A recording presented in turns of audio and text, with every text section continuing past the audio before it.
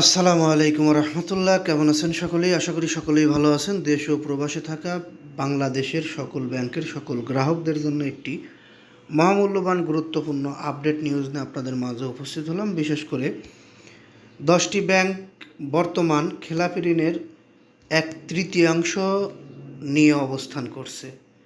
5 ব্যাংকের আমানতকারীরা সম্মিলিত ইসলামী ব্যাংকে ট্রান্সফার হওয়ার পরও বিভিন্ন ধরনের আমানত তুলতে পারছে না। এর সমাধান কোথায়? কবে থেকেই বা তারা নির্দ্বিধায় নিজস্ব আমানতের টাকা তুলতে পারবে?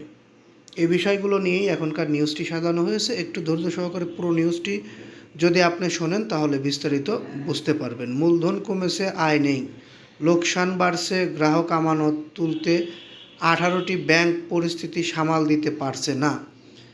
এই বিষয়গুলো আসলে আমাদের জানা খুবই জরুরি বলে আমরা মনে করছি। মূলধন কমেছে, আয় নেই, লোকসান বাড়ছে, গ্রাহক আমানত তুলতে 18টি ব্যাংক পরিস্থিতি সামাল দিতে পারছে না।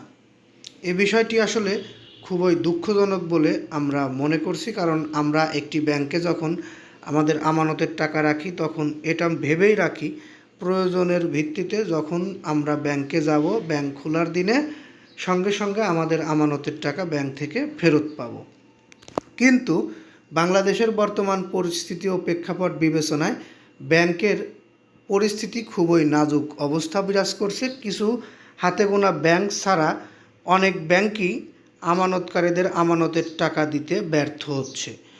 এর মধ্যে অলরেডি 5টি ব্যাংক তারা তাদের আমানতের টাকা ফেরত না দিতে পারায় সরকার তাদেরকে একত্রিত করে সম্মিলিত ইসলামী ব্যাংক নামে ব্যাংক গঠন করে আমানতকারীদের কিছু পরিমাণ টাকা ফেরত দিয়েছে। এখনও আমানতকারীরা দাঁড়ে দাঁড়ে ঘুরছে শুধুমাত্র টাকা তোলার জন্য।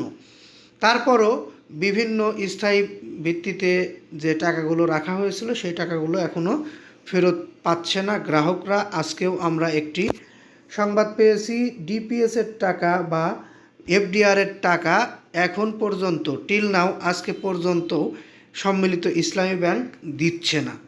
খেলাপি ঋণের 69% অর্থাৎ 1/3 10টি ব্যাংকে।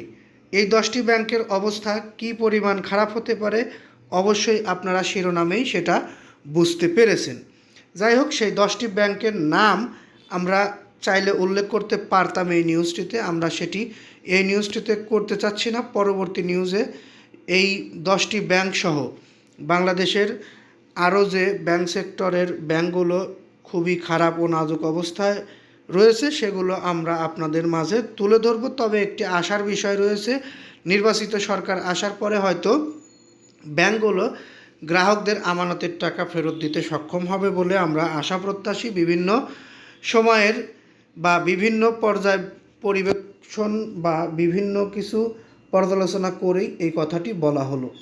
এই কথাটি যদিও আমার পার্সোনাল কোনো কথা নয়, অনেক পর্যালোচনা করা ব্যক্তিদের বা যারা এই খাতে বিশিষ্ট ব্যক্তি, বিশ্লেষক, তাদের কথা এটি। নির্বাচিত সরকার আসলে ব্যাংক গ্রাহকদের আমানতের টাকা নিয়ে আর চিন্তিত হতে হবে না বলে আমরা প্রত্যাশিত। যাই হোক, এই নিউজটি আমি আর দীর্ঘায়িত করতে চাচ্ছি না, এখান থেকে বিদায় নিচ্ছি। পরবর্তী নিউজটির জন্য সবাই আমাদের চ্যানেলটি সাবস্ক্রাইব করে বেল বাটন অন করে রাখবেন। বিশেষ করে ভালো লাগলে লাইক, কমেন্ট, শেয়ার করবেন। এই বলে এখান থেকে বিদায় নিই। আসসালামু আলাইকুম রহমতুল্লাহ।